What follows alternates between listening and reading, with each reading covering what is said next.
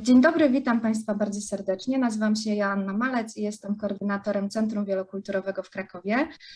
Dzisiaj mamy przyjemność rozmowy z panią Zofią Zacharą z Narodowego Funduszu Zdrowia z oddziału małopolskiego. Pani Zofia jest odpowiedzialna za obsługę klienta w Narodowym Funduszu Zdrowia, jest kierownikiem działu obsługi, który obsługuje zarówno osobiście, jak i telefonicznie klientów. Dziękujemy bardzo za możliwość przeprowadzenia takiej rozmowy. Nasza rozmowa będzie przede wszystkim skupiała się na kwestiach dotyczących cudzoziemców, ponieważ z takimi pytaniami i z takimi tematami zgłaszają się do nas nasi klienci. Więc zacznijmy od tego, w jaki sposób i co daje prawo cudzoziemcom korzystania z usług Narodowego Funduszu Zdrowia i szeroko rozumianego systemu opieki zdrowotnej w Polsce.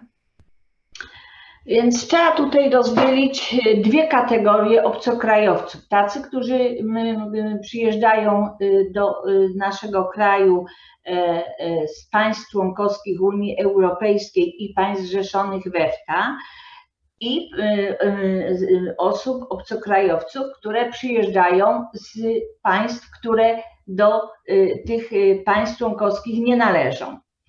I teraz osoby, które przyjeżdżają z państw członkowskich Unii Europejskiej, przyjeżdżając tu turystycznie, czy też przyjeżdżając na studia, dostają z państwa zamieszkania karty EKUS, Europejskie Karty Ubezpieczenia Zdrowotnego, i zakres uprawnień przysługujących na podstawie kart EKUS wynika z przepisów o koordynacji, czyli rozporządzenia Parlamentu Europejskiego i Rady Europejskiej w sprawie zabezpieczenia społecznego, oczywiście wydane w 2004 roku, numer 883.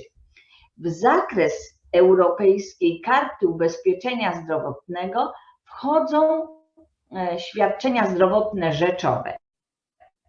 Świadczenia zdrowotne rzeczowe są to takie świadczenia, które są udzielone przez placówki działające w systemie ubezpieczenia społecznego i to są świadczenia medyczne z tytułu choroby przewidziane w ustawodawstwie państwa członkowskiego, czyli państw członkowskich Unii Europejskiej. I teraz świadczenia te zostały określone w tym rozporządzeniu, że są to świadczenia udzielane niezbędne, świadczenia zdrowotne. I teraz te świadczenia niezbędne to są takie świadczenia, których konieczność udzielania nastąpiła w czasie pobytu w państwie niezamieszkania, czyli w czasie tutaj, kiedy na terenie naszego państwa, czyli poza państwem zamieszkania. Powstały takie konieczności i one mają być udzielane w sytuacji, w której pacjent byłby zmuszony do powrotu do państwa zamieszkania, aby uzyskać konieczne leczenie. Czyli to jakby jest taka definicja tych świadczeń niezbędnych. Świadczenia niezbędne to takie, których lekarz ocenia, czy ono musi być w danym momencie udzielone i jeśli tak oceni, to te świadczenia kwalifikują się do tego, żeby tutaj udzielić. Czyli na przykład podam ból zęba taki, który powoduje, że jest stan zapalny, albo wysoka temperatura, albo nie wiem, jakieś ostre bóle brzucha, no jakiekolwiek objawy, które po prostu trzeba, żeby lekarz wdrożył leczenie,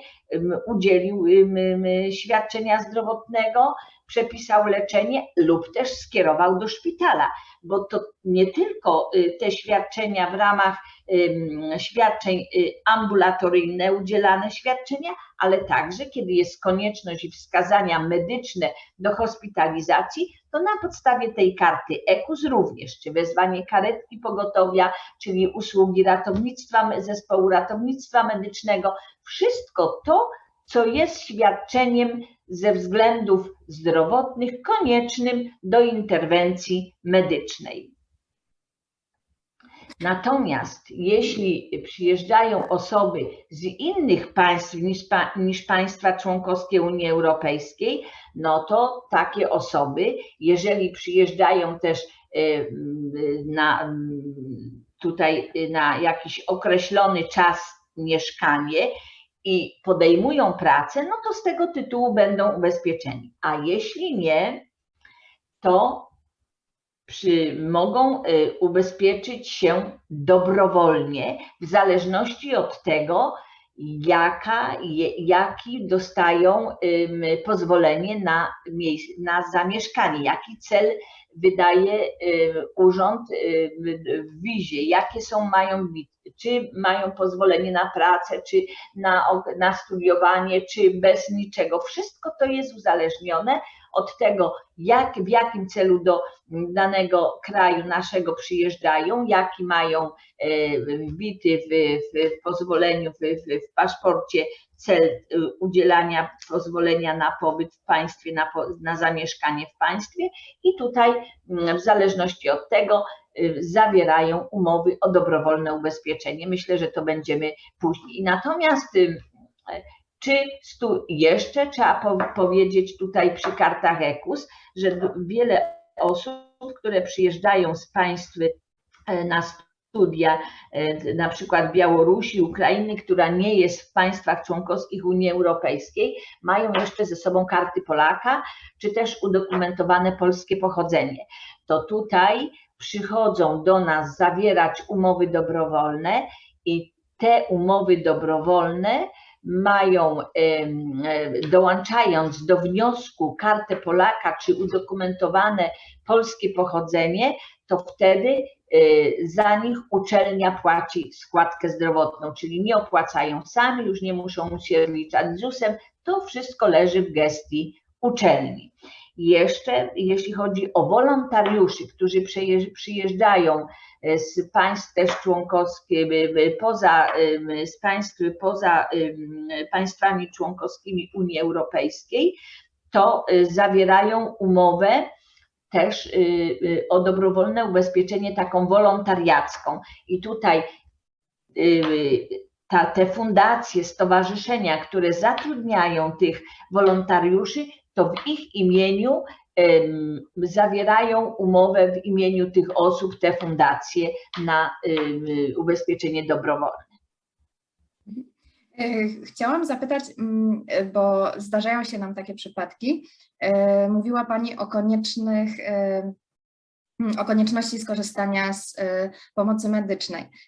Czy jest w jakiś sposób uregulowana sytuacja, kiedy czy to student właśnie przyjeżdżający z krajów Unii Europejskiej, czy wolontariusze, czy inne osoby, które przyjeżdżają na jakiś dłuższy czas, a mają choroby przewlekłe, chociażby cukrzycę, potrzebują, czy przyjmują leki na stałe, czy karta EKUS umożliwia korzystanie z wizyty lekarskiej? No jeśli przyjeżdżają na dłuższy czas, mają na pewno teraz przy takich sytuacjach, kiedy jest ponad 3 miesiące, trzeba się zameldować i trzeba po prostu też PESEL mieć, bo nasze świadczenia rozliczane są na podstawie numeru PESEL. Jeśli te osoby mają taką potrzebę, dobrze jest o ten PESEL zadbać, żeby mieć ten PESEL i wtedy nie ma problemu z udzielaniem tych świadczeń, no bo tak jak mówię, system nasz rozliczania świadczeń jest na podstawie numeru PESEL. No a nawet jeśli by nie była taka sytuacja, że ktoś, nie wiem, no ma cukrzycę i coś się dzieje, no to tutaj jest to niezbędne świadczenie, prawda? Bardziej chodzi o regularne, na przykład korzystanie z insuliny, wypisywanie insuliny. Tak jest, tak. Dłuższym. Dziękuję za to wyjaśnienie. Czy możemy przejść rzeczywiście do tych ubezpieczeń dobrowolnych, bo to jest taki temat, który często nie jest znany, obcokrajowcy nie wiedzą o takiej możliwości, bardzo często korzystają z usług prywatnych ubezpieczycieli, natomiast jest też właśnie możliwość zgłoszenia się do ubezpieczenia dobrowolnego. Jaka jest procedura, co jest wymagane i jakie są koszty? No tak, tutaj jest taka sytuacja, no, znowuż mamy osoby fizyczne i studenci, prawda? Studenci, no, którzy przyjeżdżają z tych państw, które nie są zrzeszone w Unii Europejskiej, zgłaszają się do nas, składają wniosek o zawarcie, o objęcie dobrowolnym ubezpieczeniem zdrowotnym, wniosek, i do tego wniosku konieczne są załączenie takich dokumentów, jak aktualne zaświadczenie o statusie studenta, czyli albo legitymację, albo zaświadczenie. Ważne jest, że zaświadczenie to ważne jest nie dłużej niż 30 dni od daty wydania, to jest istotna sprawa. Kserokopię pierwszej strony paszportu z zasłoniętym zdjęciem, kserokopię, bo obowiązuje tutaj anonimizacja, kserokopię aktualnej wizy lub karty pobytu wydane przez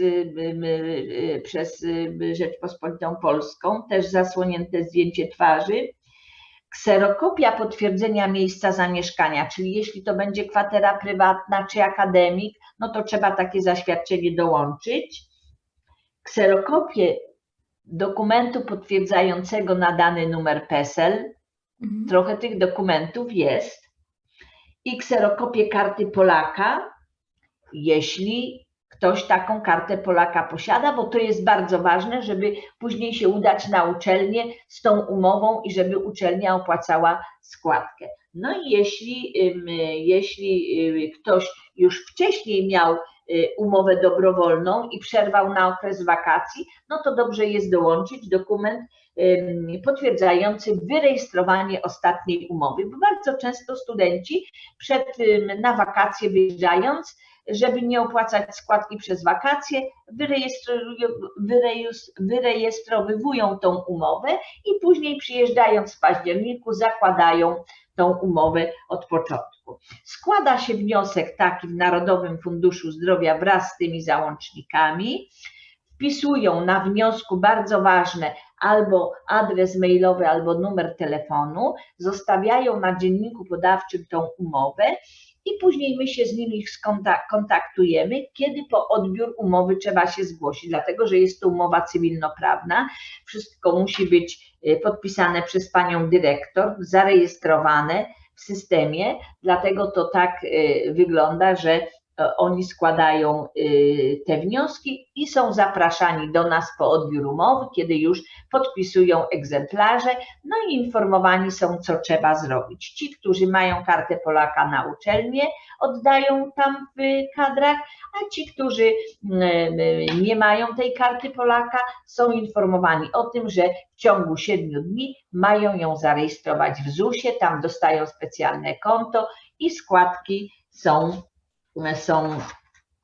opłacane miesięcznie na to konto przez nich. No i trzeba też pamiętać o tym, oni tutaj dostają cały pakiet informacji do tej umowy, którą podpisują, żeby ją wypowiedzieć, kiedy ją należy wypowiedzieć, żeby opłacać składki też regularnie, co miesiąc, bo nieopłacenie składki przez miesiąc powoduje, że ta umowa się rozwiązuje i w odpowiedniej wysokości. Dla studentów jest to wysokość składki stała, ona się tak nie zmienia jak w przypadku osób fizycznych, kiedy raz na kwartał GUS ogłasza średnią krajową i na podstawie tego osoby fizyczne co kwartał się zmienia składka. U studentów jest to po prostu składka stała.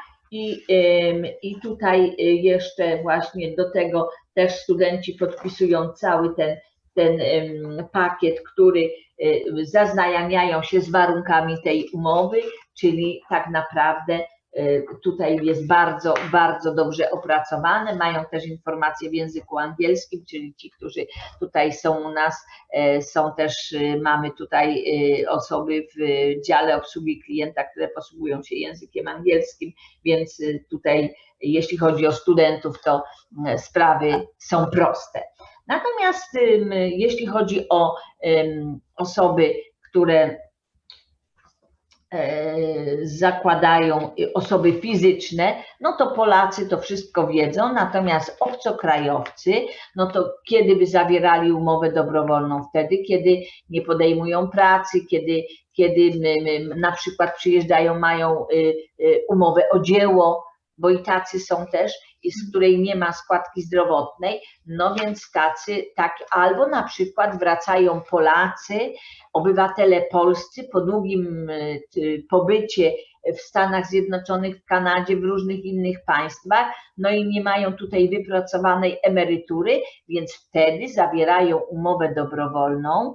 I jeśli to jest obywatel Polski, nie było go 15-20 lat w Polsce, nie ma żadnych innych świadczeń, z których by były podstawy do ubezpieczenia zdrowotnego, to wtedy wnosi opłatę dodatkową przy zawarciu takiej umowy, pełną opłatę, która jest 7-8 tysięcy jednorazowa, bo osoby fizyczne, Polacy, którzy zawierają umowę dobrowolną w okresie krótszym niż 3 miesiące od ostatniego ubezpieczenia, czyli albo wyrejestrowania z Urzędu Pracy, albo zawieszenia działalności gospodarczej, albo utraty pracy, czyli rozwiązania umowy o pracę, bardzo ważne jest, żeby tą umowę zawrzeć dobrowolną w okresie krótszym niż 3 miesiące od ostatniego ubezpieczenia, żeby nie wpaść w tą opłatę dodatkową. Ona oczywiście też jest zróżnicowana w zależności od tej przerwy w ubezpieczeniu. Jeśli to jest do roku, no to jest tam 1200 zł, później już jest 2500 po 2 latach, no i po 5, no to już jest ta pełna 7-8 tysięcy. Ona też się zmienia, w związku z powyższym trzeba to śledzić, one są ogłaszane w zależności od tego na stronie internetowej i też procedura jest taka sama. Składają wniosek, podpisują. My już tutaj w przypadku obywateli polskich mamy możliwość w systemie sprawdzić, dokąd byli ubezpieczeni, tak, kiedy zostało wyrejestrowane, także tutaj jest sprawa prosta. Natomiast obcokrajowcy też powinni wtedy, kiedy nie są ubezpieczeni i otrzymują pozwolenie na pobyt w naszym kraju i długo zwlekają od tej daty z ubezpieczeniem, a później jak zachorują, jest taka sytuacja, że wtedy dopiero, no to zgłaszają się do ubezpieczenia, no to my naliczamy tą właśnie opłatę dodatkową. Bo tak naprawdę to jest bardzo ważne, żeby osoby miały taką też świadomość, że dobrze zasięgnąć tej informacji, jakie są warunki ubezpieczenia, jeśli ktoś z obcokrajowców będzie na przykład mieszkał 2-3 lata i zachoruje, jest zdrowy, nie ubezpiecza się, a później jak się coś stanie, jakiś wypadek, nagłe zdarzenie i wtedy dopiero przychodzą po ubezpieczenie, no to też jest istotne. To też dotyczy także i naszych obywateli polskich. Także tutaj, żeby nie wpaść w tą opłatę dodatkową, warto tą wiedzę posiadać, że dobrze zawrzeć umowę w okresie nieprzekraczającym 3 miesiące od ubezpieczenia, ostatniego ubezpieczenia. I obecnie... I teraz jeszcze tak, bo umowa dobrowolna, jeśli ktoś ją posiada, opłaca składki, absolutnie daje takie samo prawo, są to cały zakres świadczeń, taki jak w naszym kraju obowiązuje. Kwota, którą trzeba ponieść, żeby właśnie... Kwota, którą trzeba, to tak jak mówię, raz na kwartał się ta składka zmienia. W tej chwili jest około 500 zł miesięcznie dla osób fizycznych.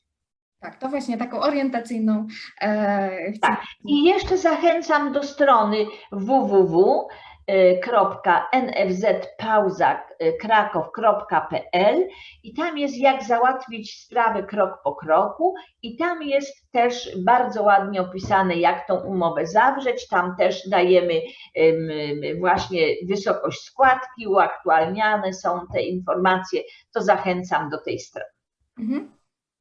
No i ważne, no właśnie tu jest ważne, że tutaj przy tych ubezpieczeniach dobrowolnych, szczególnie dla studentów, to bardzo ważne jest, żeby oni pamiętali o tym wyrejestrowaniu umowy, żeby po prostu, bo później jak oni wyjeżdżają, nie wyrejestrują tej umowy, no to się umowa po miesiącu sama rozwiązuje, no ale później jak jest niewypowiedziana, no to ten okres tutaj muszą więcej procedur, żeby zawrzeć nową umowę, bo muszą iść do ZUS-u, złożyć wniosek o to, kiedy była skutecznie opłacona ostatnia składka, no i to już jest ta procedura dla nich też trudna i zawiła, więc dlatego warto, żeby właśnie tutaj studenci bardziej tak to co podpisują te warunki, żeby, no to nie jest łatwe dla obcokrajowców, ale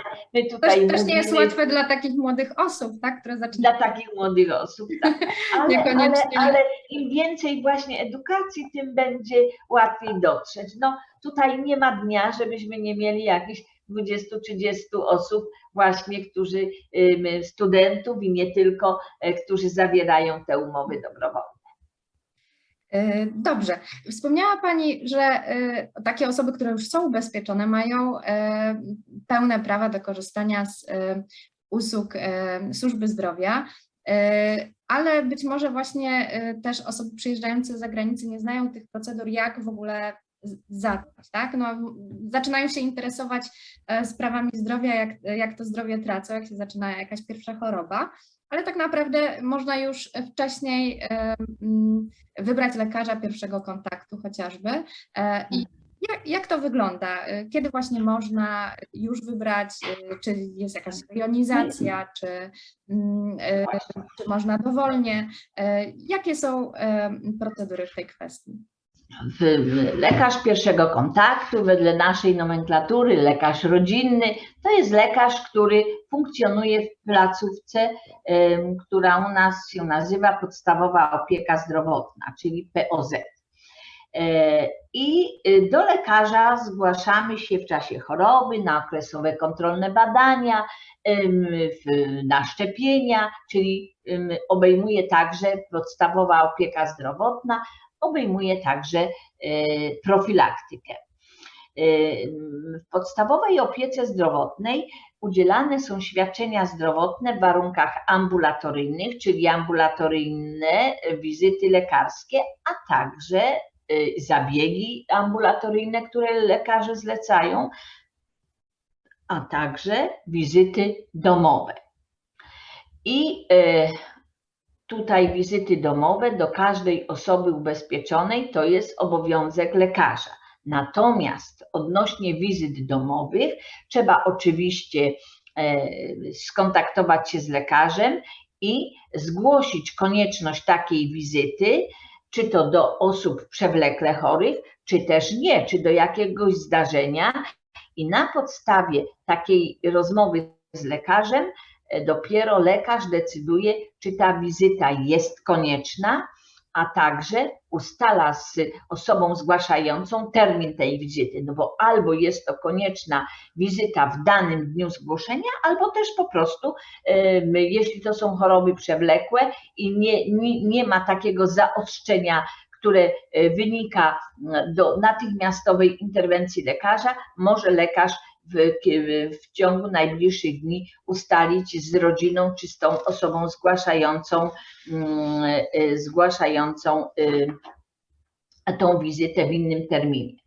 Placówki podstawowej opieki zdrowotnej funkcjonują od poniedziałku do piątku w godzinach od 8 do 18, a przedłużeniem tej podstawowej opieki zdrowotnej są placówki świątecznej pomocy, nagłej pomocy zdrowotnej i one funkcjonują w godzinach od 18 do 8 rano oraz w dni świąteczne, czyli wolne od pracy. Czyli to jest jakby kontynuacja podstawowej opieki zdrowotnej. I teraz placówki podstawowej opieki zdrowotnej nie ma rejonizacji, nie ma. Wybór lekarza czy też placówki podstawowej opieki zdrowotnej zależy od pacjenta, od klienta, gdzie chce wybrać tego lekarza. Natomiast zalecane jest, aby wybierać najbliżej miejsca zamieszkania, bo właśnie chodzi o to, żeby było blisko do placówek diagnostycznych, blisko do lekarza, blisko na jakieś zabiegi, gdyby były zlecone ambulatoryjnie.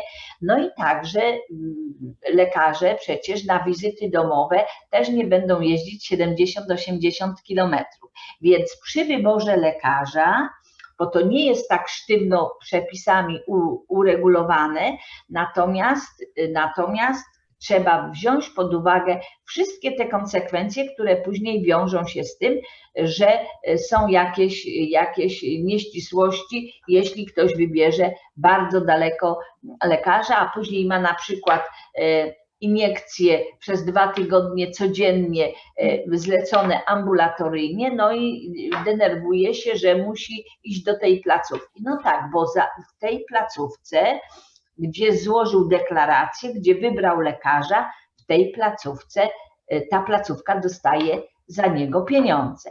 Więc w związku z powyższym to jest bardzo ważne, żeby przy wyborze lekarza, przy wypełnieniu deklaracji lekarza rodzinnego trzeba też te aspekty wziąć pod uwagę.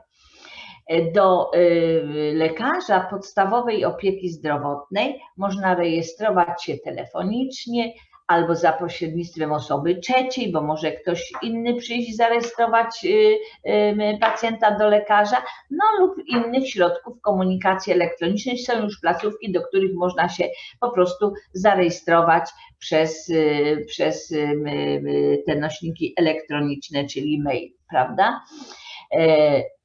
I co jeszcze odnośnie placówki podstawowej opieki zdrowotnej jest bardzo ważne, że wszystkie badania, diagnostyczne, które zleca lekarz podstawowej opieki zdrowotnej, lekarz rodzinny, są wykonywane przez placówki diagnostyczne i pracownie, z którymi dana placówka ma podpisaną umowę. Czyli pacjent ze skierowaniem od lekarza podstawowej opieki zdrowotnej może iść na badanie diagnostyczne tam, gdzie lekarz ma podpisaną umowę, czy ta placówka, w której ten lekarz pracuje z tymi pracowniami. USG, rentgen klatki piersiowej, badania diagnostyczne laboratoryjne.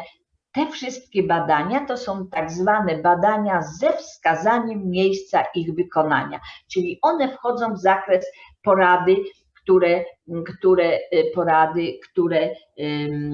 które lekarz udziela, natomiast badania kosztochłonne, wysokospecjalistyczne, takie jak rezonans magnetyczny, tomografia komputerowa, to już nie są to badania, które wchodzą w zakres kompetencji lekarza podstawowej opieki zdrowotnej i tutaj już, jeśli lekarz podstawowej opieki zdrowotnej widzi, że trzeba dokonać głębszą diagnostykę, to powinien skierować pacjenta do lekarza specjalisty, czyli do tak zwanej ambulatoryjnej opieki specjalistycznej.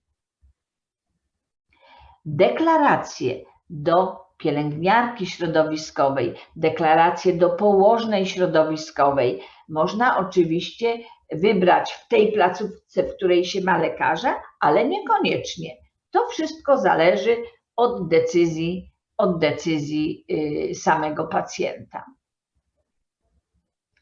Myślę, że tutaj jeśli chodzi o opiekę podstawowej opieki zdrowotnej, no to chyba wyczerpałyśmy godziny, powiedziałyśmy dni. Natomiast co jest jeszcze ważne?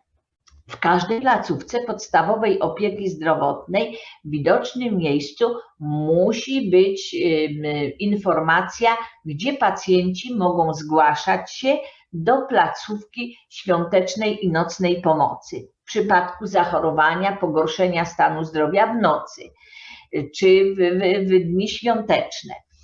I tutaj, jeśli pacjent udaje się sam do takiej placówki świątecznej pomocy, to może jechać gdziekolwiek, nie ma rejonizacji, ale gdy zachodzi wezwanie lekarza do domu, czyli wezwania lekarza z tej świątecznej pomocy na wizytę domową, to już trzeba trzymać się tego, jaki rejon obejmuje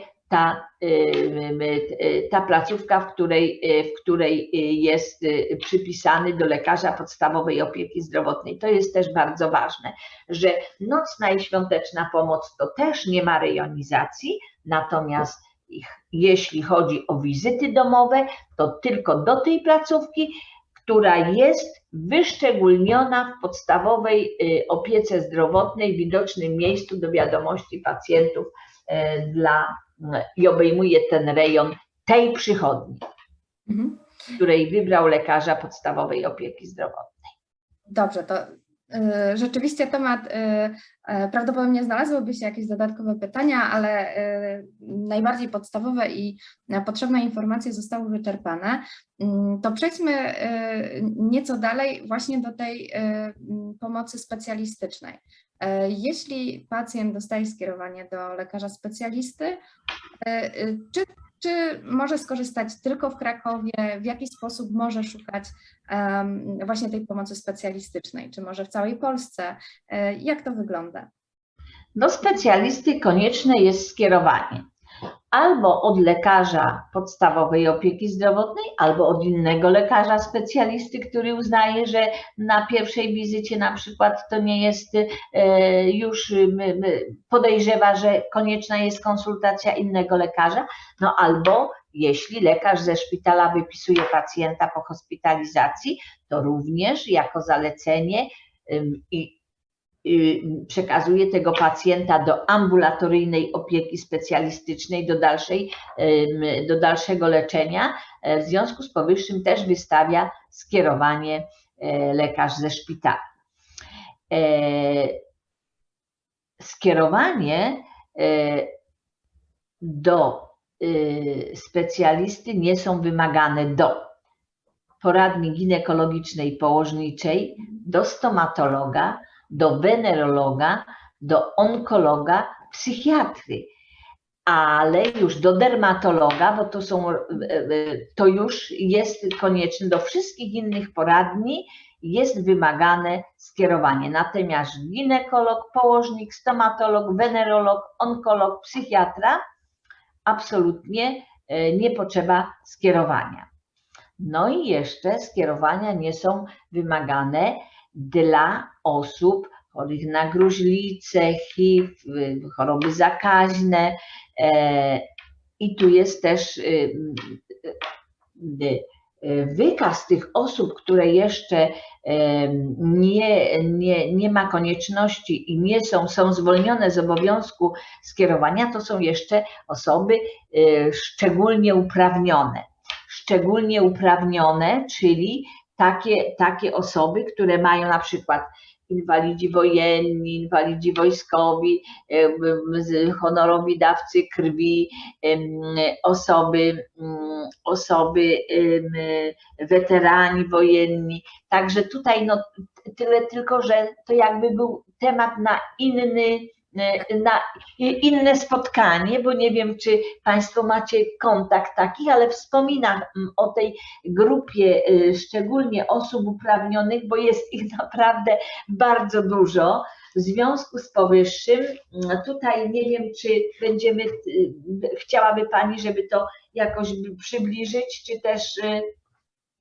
Myślę, że to może być rzeczywiście może niekonieczne dla obcokrajowców, natomiast być może No więc właśnie. taką listę możemy zamieścić pod naszym filmem w komentarzu dla osób, które były zainteresowane, bo być może rzeczywiście na przykład honorowi dawcy krwi wśród obcokrajowców mogą się pojawić.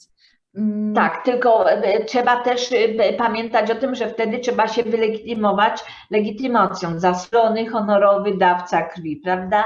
Albo inwalida wojenny, albo inwalida wojskowy. No, trzeba to po prostu też pamiętać. Osoby o znacznym stopniu niepełnosprawności też mają przywileje. Także tutaj jakby można by było ten temat poruszyć szerzej, natomiast przy tej okazji tak tylko chciałam zasygnalizować, że bez skierowania są te osoby o szczególnych uprawnieniach, które mogą korzystać bez skierowania do nie tylko tych wymienionych przeze mnie poradni, ale także do innych poradni, wszystkich innych, tak? Czyli tutaj te szczególne uprawnienia są u nas bardzo rozbudowane, więc to tak jak mówię, no, możemy to wymieniać, ale nie wiem, czy... Zamieścimy listę w komentarzu. Myślę, że to będzie dla tych osób, które są zainteresowane, wystarczające. Natomiast wrócę do tej kwestii wyboru, czy to musi być specjalista w mieście, czy właśnie można w całym... To znaczy tak, to właśnie już powiem. W ogóle placówki służby zdrowia, oprócz tej właśnie podstawowej opieki zdrowotnej, której tu powiedziałam, nie ma żadnej rejonizacji. Pacjent ma prawo wyboru placówek medycznych, ambulatoryjnej opieki specjalistycznej i szpitali na terenie całej Polski spośród placówek, które mają umowę i działają na podstawie umowy zawartej z Narodowym Funduszem Zdrowia. Tutaj nie ma absolutnie żadnej rejonizacji, natomiast tylko jest konieczne skierowanie. Dotyczy także zabiegów, prawda? Operacji, zabiegów. Tak, wszystko pacjent może sobie wybrać i w Gdańsku, i w Warszawie, gdziekolwiek, i tak pacjenci robią. Natomiast o czym tutaj trzeba też pamiętać, że później trzeba zawsze wziąć pod uwagę powrót po takim zabiegu operacyjnym z Gdańska, no bo przepis mówi, że jeśli pacjent wymaga transportu, później nie jest w stanie powrócić do miejsca zamieszkania ze względu na stan zdrowia, za to, że nie kwalifikuje się do posługiwania się komunikacją miejską czy międzymiastową, no to będzie wymagał transportu sanitarnego do domu. Szpitale mają obowiązek takiego pacjenta no, że tak powiem, przetransportować do miejsca zamieszkania, ale się wiadomo, na koszty, tak? To są duże koszty, to jest karetka w dwie strony przy 300-400 kilometrach. I teraz tak, trudno przewidzieć, ale pacjent zawsze, wybierając tak daleko, musi mieć taką świadomość, że każda placówka później no, będzie rozważać tą kwestię, prawda? Czy no co innego, jeśli pacjent ulega wypadkowi i jest to zdarzenie nagłe, tutaj nie ma dyskusji, ale wybór odległej placówki, która może wiązać się z tym, trzeba zawsze zapytać w szpitalu, jak będzie z transportem później, czy ja będę mógł liczyć na to, i to jest taka tylko po prostu, tak zawsze tłumaczymy tutaj pacjentom, jeśli przychodzą i proszą o informacje na temat transportu. Transport jest taką dziedziną dość trudną, transport medyczny, no bo transport zawsze medyczny dla pacjentów jest na podstawie zlecenia, czy to lekarza podstawowej opieki zdrowotnej, czy lekarza specjalisty. Lekarz podstawowej opieki zdrowotnej ma w przypadku dysfunkcji narządu ruchu uniemożliwiającej pacjentowi dotarcie do na przykład ambulatoryjnej opieki specjalistycznej, ma na pierwszą wizytę on obowiązek wydać skierowanie na transport. Natomiast na każdą już następną wizytę, jeśli lekarz przyjmie go do stałego leczenia specjalista, to już każda następna wizyta wystawia zlecenie na transport lekarz specjalista. Lekarz podstawowej opieki zdrowotnej wydaje na pierwszą wizytę specjalistyczną zlecenie na transport i wydaje zlecenie na transport daleki, czyli powyżej 100 km, na podstawie wniosku, który składa do NFZ. I to tylko nie do szpitala na hospitalizację, tylko na konsultację taką specjalistyczną do poradni specjalistycznej. Czyli to też jest takie jeszcze uzupełnienie, bo transport też jest bardzo ważny, jeśli chodzi w tych dwóch rodzajach świadczeń zdrowotnych, jest bardzo ważny i dość trudnym tematem.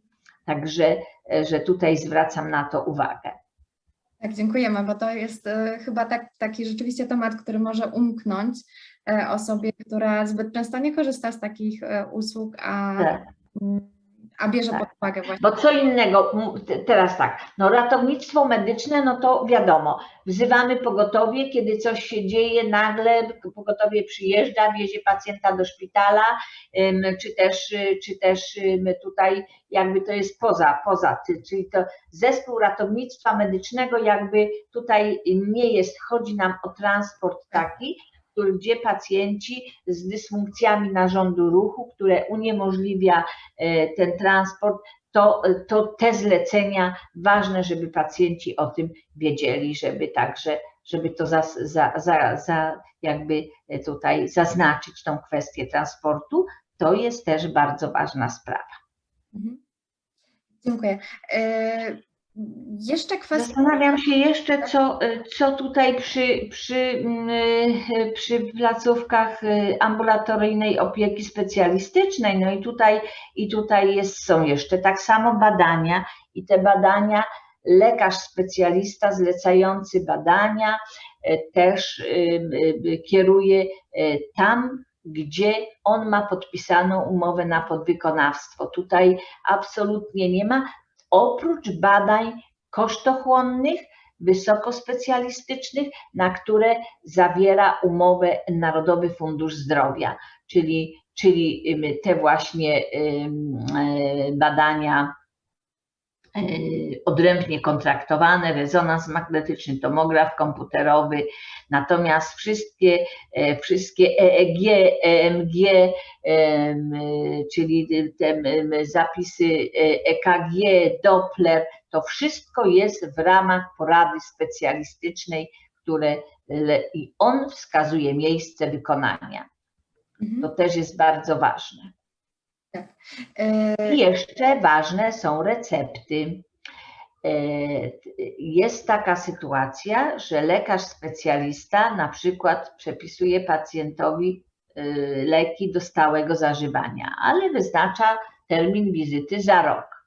Więc pacjent dostaje receptę i może zgłosić się do lekarza podstawowej opieki zdrowotnej po wypisaniu tej recepty na te leki, które zlecił specjalista, ale na podstawie zaświadczenia od lekarza specjalisty, że taki i taki lek jest przepisany w takiej i w takiej dawce do zażywania ciągłego i wtedy już nie musi pacjent za każdym razem po receptę iść do lekarza specjalisty, tylko lekarz podstawowej opieki zdrowotnej ma obowiązek taką receptę wystawić, ale konieczne na podstawie zaświadczenia od lekarza specjalisty. Dobrze, teraz chciałam dalej kontynuować temat leczenia specjalistycznego, ale zdarzały się nam takie przypadki, że osoba, która leczyła się za granicą, przyjeżdża do Polski, zaczyna tutaj mieszkać, ma ubezpieczenie, ale właśnie chciałaby kontynuować to leczenie specjalistyczne. Co w takim wypadku, jeżeli pacjent chciałby przekazać swoją dokumentację wcześniejszą, czy rzeczywiście ta ścieżka też musi przejść przez lekarza pierwszego kontaktu? No i co z tłumaczeniami? Czy to muszą być tłumaczenia przysięgłe? To znaczy tak, no bo tak, dokumentacja medyczna, jeśli jest, lekarze raczej posługują się tymi kodami ICD, kodami choroby, no to oni się zorientują, więc tutaj już nie musi być to cała dokumentacja. No, też rozpoznania są po łacinie też znane, więc tutaj jakby, no i też wywiad z pacjentem, prawda? Czyli tutaj jakby no trudno też pacjentowi, no zależy jaką dokumentacją dysponuje. Jeśli dysponuje dokumentacją, którą lekarz po prostu, na podstawie której też i wywiadu, i tej dokumentacji, tych rozpoznań będzie mógł dalej kontynuować leczenie, tutaj nie spotkałam się z tym, żeby był jakiś problem z tą dokumentacją. Oczywiście każda dokumentacja, ale jakiegoś wymogu takiego dotyczącego tutaj przywożenia dokumentacji, bo kserokopia dokumentacji danej placówki jest wydawana i tutaj jakby w zależności od obszerności tej dokumentacji, no bo niektórzy są, jak mają przewlekłą chorobę i leczą się 20 lat, no to chodzą często do lekarza, to będzie kilkadziesiąt stron. To byłoby bardzo, bardzo tutaj, no myślę, że pacjenci, którzy przyjeżdżają z tymi chorobami przewlekłymi, mają na podstawie jakieś karty informacyjne i to wystarczy dla lekarza, żeby on po prostu, a w karcie informacyjnej już te rozpoznania lekarz odczyta. Tak, to głównie chodziło, kilka przypadków mieliśmy osób, które przyjeżdżały z chorobą nowotworową na przykład i chodziło o to, czy rozpoczynać proces jakby diagnostyki, czy mogą już jakby zgłosić się do... No to jeśli jest tak, jeśli pacjent jest zdiagnozowany i już jest w trakcie leczenia na przykład chemioterapią czy radioterapią, no to dokumentacja tutaj konieczna jest, żeby wiedzieć, jakie leki, jaki rodzaj chemioterapii tutaj jest na kontynuację. No a jeśli pacjent jest już po zakończonym leczeniu i takie choroby przewlekłe, które są, nie wiem, choroby cywilizacyjne, no to tutaj lekarze sobie poradzą, tak? Chodzi o to, żeby było, że na pewno dokumentacja będzie tak potrzebna, która by wskazywała na to i miała możliwość lekarz do kontynuacji tego leczenia zaczętego, prawda? Tam, a nie skończonego, bo na przykład ktoś zdecydował, że jednak będzie tutaj kontynuował leczenie, chodzi o, czy to ten sam lek, żeby kontynuacja była, ale to myślę, że w tej dokumentacji na pewno, którą ma, ona nie musi być tłumaczona, bo to są nazwy chemiczne leków, które są znane na całym świecie, także jeśli chodzi o te onkologiczne leki. Tak. To podobny temat, który też u nas w punkcie informacyjnym dla obcokrajowców powtarza się, kwestia oświadczenia czy określenia stopnia niepełnosprawności. Przyjeżdża osoba, która ma, to też często dotyczy dzieci, mają jakiś stopień niepełnosprawności i rodzice zwracają się do nas, czy właśnie osoby... Tak, no to tutaj już jeśli chodzi o temat właśnie oświadczenie o niepełnosprawności, to te oświadczenia na podstawie tamtych dokumentów z kraju, z którego przyjeżdżają, czyli z kraju zamieszkania, absolutnie nie są u nas respektowane. Trzeba złożyć taki wniosek do zespołu do spraw orzekania o niepełnosprawności i taki zespół, miejski zespół do spraw orzekania mieści się na ulicy Dekerta 24. Tam należy złożyć kserokarty pobytu, bo to jest ważne, że takie coś, osoba tu będzie mieszkać i ma pozwolenie, bardzo ważna, kserokarty pobytu, zaświadczenie lekarza o stanie zdrowia, ksero dokumentacji medycznej i decyzji przetłumaczonej, decyzji z tego kraju przetłumaczonej na język polski. Tutaj jest bardzo, bardzo istotne.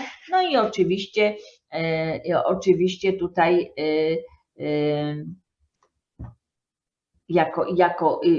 jakby nie jest wymagane przetłumaczenie dokumentacji medycznej, tylko tej decyzji. Tak, tak. No i tutaj telefon, można się skontaktować z Dekerta 12 616 52 12, no i tam dokładnie już jakoś umówić się z Państwem, czy też, bo tu też przepisy się różne zmieniają, więc żeby już dokładnie wszystko wiedzieć. No i myślę, że też warto dodać, bo to są też takie kwestie, z którymi my się spotykamy w naszym punkcie, że przebywając na terytorium Polski obowiązują przepisy polskie, czyli może być tak? W ogóle tak. W każdym państwie, do którego zmierzamy, jesteśmy, jeśli chodzi o służbę zdrowia, traktowani jak obywatele danego państwa, w którym przebywamy, wedle ich ustawodawstwa. I jeśli tutaj Polska jest krajem, gdzie nie ma w ogóle współpłacenia, więc we wszystkich innych państwach, w których jest współpłacenie za świadczenia opieki zdrowotnej, a w wielu państwach jest współpłacenie dość wysokie. I w Niemczech, i w Austrii, i w Irlandii, i w wielu krajach, i w Szwajcarii jest współpłacenie albo za dobę na przykład pobytu, albo za transport pogotowiem, albo jeszcze jakieś inne dopłaty, więc my tą część, którą płacą obywatele w danym państwie naszego pobytu, też musimy wrócić. Natomiast jak przyjeżdżają tu do nas Francuzi i tak dalej i u nich nie ma, to są zadowoleni, że tak jest. Także tutaj już na podstawie tego, odkąd weszliśmy do Unii Europejskiej i udzielamy tych informacji, no to rzeczywiście tak jest, że w wielu państwach jest. No natomiast jeśli tu jest jeszcze ważne, że jeśli ktoś z obcokrajowców ma udzielone świadczenie tutaj w Polsce i na przykład się zdarzy tak, że musiał zapłacić, bo coś, albo sobie zapomniał tej karty, albo to może w państwie swojego miejsca zamieszkania starać się o zwrot kosztów na podstawie wniosku złożonego. Tak samo Polakom się też zdarza, że wyjeżdżają bez karty EKUS, bo na przykład myślał, że nic się mu nie przydarzy. W związku z powyższym, jeśli się zdarzył wypadek, to może się zapłacić, najpierw dostanie fakturę, zapłaci za to świadczenie i później zwraca się do nas, do instytucji właściwej danego państwa o zwrot kosztów, bo za naszych Polaków płacimy my, prawda? Za wszystkie świadczenia to jest i tak w Unii Europejskiej to jest zrobione. Takie są przepisy. W związku z powyższym, jeśli się zdarzy, że ktoś ubezpieczony w Polsce na przykład albo w innym kraju zapłacił za świadczenie, nie miał dokumentu potwierdzającego ubezpieczenie, po powrocie do swojego państwa może zwrócić się o zwrot poniesionych kosztów na podstawie załączonych faktur za to świadczenie i złożonego wniosku. To też jest bardzo istotne. Dobrze. Mam nadzieję, że takich przypadków będzie jak najmniej, że obcokrajowcy będą mieli problem z pokryciem kosztów swojego leczenia. Mam nadzieję, że też to nasze dzisiejsze spotkanie wyjaśni różne takie czasem podstawowe, wydaje się, kwestie. Jeśli Państwo mają bardziej skomplikowane pytania, zapraszamy do kontaktu z naszym punktem informacji dla obcokrajowców. Być może my znamy odpowiedzi albo znajdziemy gdzieś właśnie na stronie internetowej, ponieważ jeśli znacie Państwo język polski, to rzeczywiście strony Narodowego Funduszu Zdrowia są bardzo dobrze i przyjaźnie przygotowane, więc zachęcamy do szukania odpowiedzi też tam. Natomiast jeśli pojawia się kłopot z językiem, jesteśmy w stanie pomóc. No i zapraszamy też do samego Narodowego Funduszu Zdrowia. Są osoby przygotowane do udzielania informacji i tak jak było z językiem angielskim, na pewno sobie poradzą, a jeśli by były kłopoty, to też możemy nawiązać współpracę i pomóc Państwu w tej komunikacji. Dziękujemy serdecznie i mam nadzieję, że też, tak, proszę korzystać z telefonów naszych, także że z maili też zadawać pytania mailowo. kancelaria@nfz-kraków.pl też jak najbardziej współpraca, myślę, że się opłaci, bo edukacja i im więcej wiemy, tak tym bardziej tutaj będziemy łatwo. To już teraz z mojego doświadczenia, bo ja cały czas pracuję właśnie w tym dziale obsługi klientów, to wydaje się, że już co rok jest lepiej, co rok bardziej sobie radzimy z tymi wszystkimi problemami. Także mam nadzieję też, że wszyscy będziemy zdrowi i jak najmniej będziemy korzystać z pomocy medycznej. Właśnie.